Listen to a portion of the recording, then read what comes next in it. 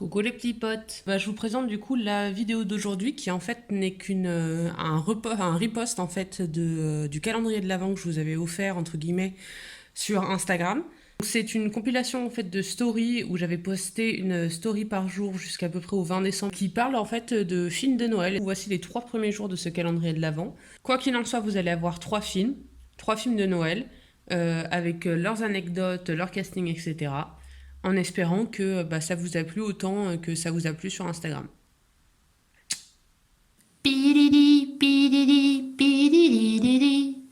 Psh, psh, psh, psh. Hello. C'est bientôt Noël. Et du coup, ce que je vais faire, c'est que je vais regarder des films de Noël, un par jour, et je vais vous donner quelques anecdotes à propos de ces mêmes films. J'ai pas tellement plus de choses à expliquer que ça. En tout cas, j'espère que mon petit calendrier de l'Avent, mon petit cadeau de Noël vous plaira. Et on va commencer tout de suite. Et donc, on va commencer tout de suite avec le premier film. Vu que j'adore Halloween et que forcément entre Halloween et Noël, il n'y a pas de fête. Du coup, je suis obligée de prendre un film qui soit la liaison entre Halloween et Noël. C'est très compliqué à dire à la suite l'un de l'autre. Halloween, Noël. Voilà. Et donc, je pense que vous aurez deviné. Le premier film auquel je vais parler, c'est...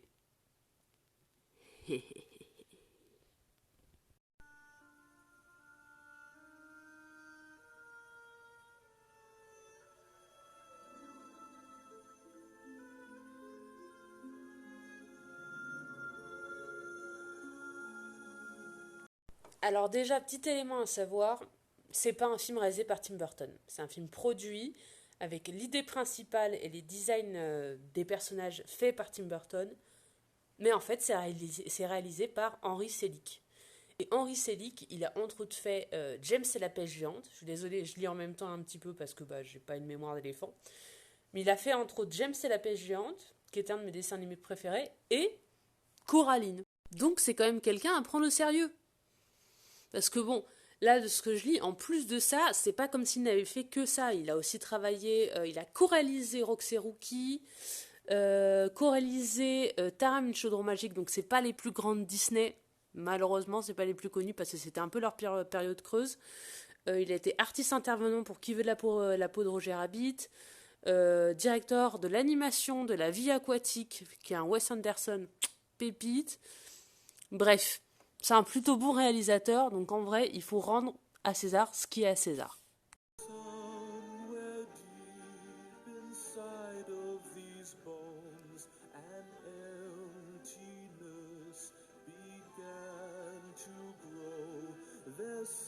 Tim Burton, il a eu l'idée en fait de ce film, parce que de base, c'est son idée, en voyant des devantures de magasins entre du coup la période d'Halloween et de Noël. Vu que du coup les magasins passaient forcément des décorations d'Halloween aux décorations de Noël, il y avait deux magasins différents qui avaient deux devantures différentes au niveau des saisons. Et du coup c'est comme ça qu'il a eu l'idée. Mais au début c'était juste un poème qu'il avait écrit. Et par la suite, il y a eu cette idée de film qui a popé.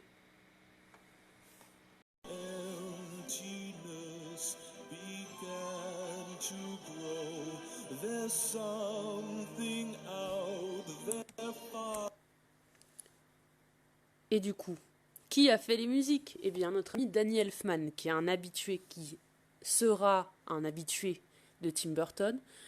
Mais il ne fait pas seulement que la musique. Il fait aussi toute la voix du coup de Jack. Et du coup, interprète aussi les chansons. Et il faut savoir que l'ami Danny Elfman, il a composé toutes les musiques avant même que le film soit fait. C'est-à-dire qu'il a composé une musique avec le storyboard et les planches de dessin que Tim Burton lui faisait. De Danny Elfman.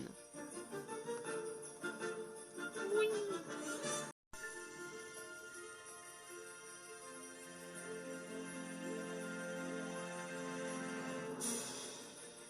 Et juste pour information, ça a été la première scène qui a été faite et qui a été filmée avec la musique. Et ça, c'est un caméo de Danny Elfman. Il y avait un caméo de Tim Burton aussi, mais c'était un petit peu trop gore pour Disney. En fait, c'était un caméo où des enfants jouaient avec l'aide de Tim Burton au hockey. Tout simplement.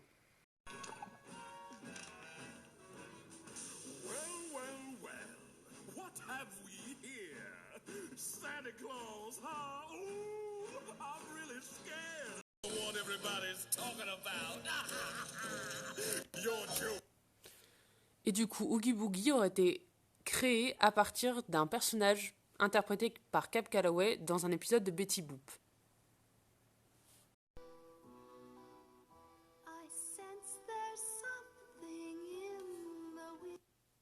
Et Sally, dans la version allemande, oui, je parle de la version allemande comme si je la connaissais, mais c'est intéressant, promis.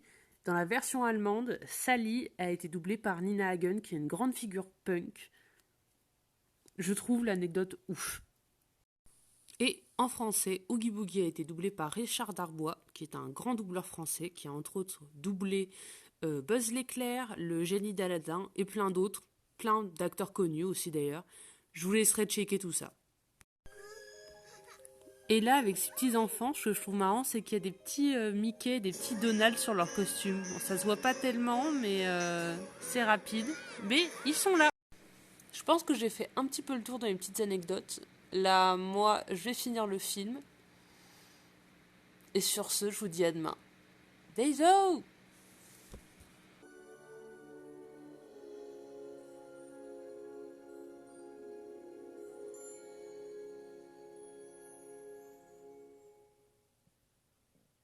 It's begin to look a lot like Christmas. On se retrouve pour un nouveau film de Noël. Je suis en train d'embarquer une de mes potes avec moi pour une expérience inoubliable. Alors, c'est pas à proprement parler un film de Noël. C'est plutôt un film de mon enfance, de mes Noëls à moi. C'est un film qui date de 1994 et c'est un film qui ne passait pas au cinéma. Alors, c'est un téléfilm italien de Lamberto Bava et de Andrea Piazzesi. Je connais pas leur nom par cœur, hein, donc. Mais Lamberto Bava, il a fait plusieurs téléfilms comme ça en fait, qui passaient pendant les périodes de Noël. C'est pas vraiment un téléfilm, c'est plus une mini-série de, fantastique, fantasy italienne. Apparemment, il est marqué fantasy. Et moi, celui que je retiens, c'est donc Desideria et le Prince Rebelle. Vous allez voir, c'est un film d'une qualité folle. C'est fantastique. Et en vrai, moi, c'est vraiment juste quelque chose qui me rappelle mon enfance, ce que je regardais avec mes sœurs, entre autres. Et je voulais vous parler de ça. C'est parti du coup. Donc Lamberto Bava, il a fait plusieurs mini-séries téléfilms comme ça. Il a entre autres fait La Caverne de la Rose d'Or, qui est un peu plus connu que Desideria le Prince Rebelle. Mais c'est celui-là, moi, que je retiens.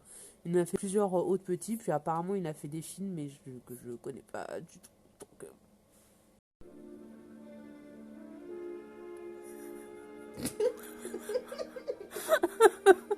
ça commence bien. Et donc, alors, je suis désolée d'avance, mais je me suis endormie devant le film, donc du coup, j'ai pas pu vous filmer la suite des petites anecdotes. Il y en a pas tellement, en fait, sur ce film, je vais juste expliquer, genre, dans quel contexte ça a été fait. Donc, en fait, Desideria, le Prince Rebelle, ça a été fait... c'est un produit dérivé d'une série télévisée qui avait des épisodes en 2 parties. Une espèce de mini-série télévisée, enfin, un peu spéciale. Et qui s'appelait La Caverne de la Rose d'Or, pardon. Et en italien, Fantaghiro. J'imagine que ça se prononce comme ça parce que c'est GH. Et La Caverne de la Rose d'Or, ça a été diffusé sur M6 de 1991 à 96. Je lis, hein, parce que je n'ai pas une très bonne mémoire. Et c'était à chaque fois diffusé à l'approche de Noël, d'où le fait qu'il se retrouve ici. Entre autres, il y a il y a 4 épisodes principaux et un dernier qui était censé avoir une suite, mais Xena la guerrière est passée entre-temps et apparemment c'est ce qui a fait que du coup ils avaient moins de succès, ce qui est assez marrant. Mais voilà, du coup, on n'aura jamais la suite de cette mini-série. Et donc, comme je disais avant, Desideria ne fait pas forcément partie de cette série-là, mais est un produit dérivé de la série. Alors, juste pour préciser, je suis en train de lire un truc. La caverne de la Rose d'Or, apparemment, c'est considéré, du moins en Italie, comme une série culte de fantastique. Et en plus de ça, il s'agit en 2007 de la fiction italienne la plus vue et la plus vendue au monde. Comme dit, je lis. Mais rien que ça, quoi. C'est pas mal quand même. Ce qu'il faut aussi savoir, et que je trouve intéressant, c'est que le casting est international. C'est-à-dire que bon, il y a un casting majoritairement italien, mais on peut voir qu'une des actrices, du moins dans Desideria, là, j'oublie la caverne de la Rose d'Or, mais du moins dans Desideria, on retrouve aussi des Américains, des Anglais et des Allemands. Donc juste pour que vous ayez un petit peu mon avis sur Desideria et le prince rebelle. Déjà, vous voyez au nom que ça sonne kitsch. Mais en même temps, c'est kitsch, il y a un espèce d'effet d'ultra pathos, de romantisme, etc. Mais ça se laisse vraiment regarder. Et juste tu regardes, il y a un espèce d'effet cheap aussi, qui est assez touchant. Parce que parfois, il y a des effets qui sont nuls, mais d'une nullité. Genre, il y a un mec qui est congelé, ils lui ont juste foutu du cellophane sur la gueule, quoi. Mais il y a certaines choses qui rendent ça très poétique et vraiment très créatif. Et moi, j'aime beaucoup ce mini-film, cette mini-série pour ça, en fait. Voilà. Alors, juste pour information, je pense que ça va être l'élément que je vais regarder qui sera le plus lié à Friends. Pour 2 raisons. Je vais vous montrer un extrait et peut-être qu'il y en a des qui vont comprendre. Tu es un prince. Et moi, je ne suis que la fille d'une nourrice de la cour. Je ne suis pas une princesse.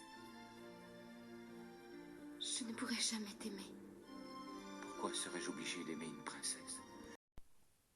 Alors déjà, vous voyez un petit peu le level de kitsch du truc. Mais il n'y a pas que ça. Déjà, lui là. Il a joué dans Friends. C'est El Hombre. C'est lui. C'est El Hombre. Et elle. Écoutez un petit peu sa voix. Tu es un prince. Et moi, je ne suis que la fille d'une nourrice de la cour. Et quand on compare avec... Mais lâchez-la un peu, c'est difficile de se retrouver seule la première fois. Merci. Oh, je t'en prie, je me rappelle... Eh oui, c'est la même doubleuse. Voilà. Bon, elle apparaît aussi dans un autre film, un autre type de film, une autre type de petite référence comme ça, mais je ne vous ai pas parlé de l'histoire du film. Enfin, Desideria est la fille d'un roi cruel qui a soumis tous les royaumes à ses pieds par la destruction, la guerre et la haine, et Desideria ne croit qu'en l'amour. Et donc du coup elle va tomber amoureuse du prince rebelle qui de base est contre donc son père, et Desideria a une sœur qui veut récupérer le trône car ce n'est pas sa vraie sœur mais c'est la fille d'un mage loup. En vrai, ça paraît kitsch comme ça, mais vraiment, ne serait-ce que pour la sœur que je surkiffe, allez-y. Et je vous montrerai ça au moment où je vous présenterai ce film. Et voilà, c'était tout pour Desideria et le prince rebelle. Moi, je vous retrouve demain pour un autre film et... Salut! Last Christmas I gave you my heart, and the very next day. Vous pensiez que j'avais oublié? Eh ben moi aussi. Je viens de me rappeler qu'il fallait que je poste quelque chose. Ah d'ailleurs, ne faites pas attention à cette coupe de cheveux plus qu'approximative, parce que plus ça ira, plus ça sera dégueulasse. Donc pour ce 3e jour de décembre qui va bientôt passer à 4 parce qu'il est 23h30, nous allons parler de La vie est belle de Frank Capra. Attention, pas La vie est belle de Roberto Benigni. Celui-là, il fait pas très Noël, il est pas très très joyeux d'ailleurs. Il y en a d'autres qui sont pas très joyeux que je vais vous proposer comme film. Mais là, c'est La vie est belle, qui est un grand classique du cinéma et qui est sorti en 1946 et qui fait plaisir. Il fait juste plaisir à regarder, c'est pas ultra intellectuel, c'est pas très pompeux, c'est juste un petit plaisir à regarder, à déguster. Donc je vais juste vous faire un petit, pas résumé parce que le but c'est pas de vous spoiler tout le film qui est magnifique. Donc c'est l'histoire d'un garçon qui est né dans une ville et qui a aidé tout au long de sa vie plein de gens au détriment de ses propres rêves, etc. Et au bout d'un moment, il arrive dans une situation qui fait qu'il est au bord du gouffre et il va commettre l'irréparable, on va dire. Et du coup, il va y avoir un petit miracle de Noël.